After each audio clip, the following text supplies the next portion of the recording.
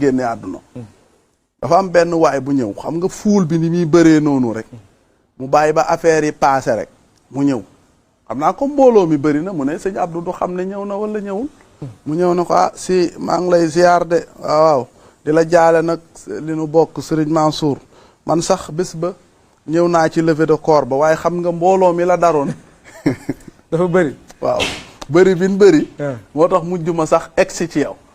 sëñ Abdou ne teg ba si yàgg ne ko ñëwuloo góor gi ne ko déedéet si man pourtant de ñëw naa de sëñ Abdou xoolaat ko ne ko ñëwuloo góor gi ne ko mbooloo mu ne ko mane ñëwuloo laa la wax mbooloo mi ni muy bëri bëri ñi ñëw xam naa leen ñëwuloo góor gi ne ko man de si wax dëgg yàlla ñëw ma woon nag nga baal ma nag ñëw ma woon de tey laa seetal loolu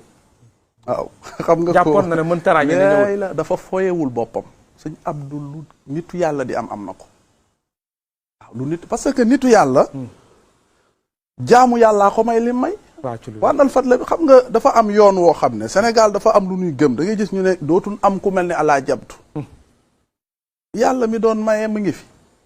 société ba daan defar oto Mercedes kañ tànk tëjul te boroom xam-xam yi experts yi ñoo ngi fa waaye bu Mercedes ba ngay dawal neex rek nga ne Mercedes bu mel nii doot fi am beneen mën naa nekk déedéet balaa 1 an ñu indi bu gën a performant boobu ndegam nit a ko mën waxuma la ak yàlla yàlla mi doon mayee Cheikh Ahmed Tidiane bi tey moo fi nekk ba tey ku def li mag ñi daan def ñu may lan ma yoon mag ñi Hadj Abdoul Aziz Sy Al Amin dafa tegu ci yoon wi mag ñi daan doxal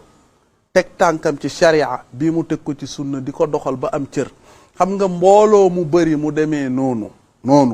nga mën a dogu ne nit ne ko ñëwoo kooku du zaahir nag kooku baatin pire la waaw sëñ Abdou cër bi mag ñi amoon moom la toogee woon ci Tiwaawan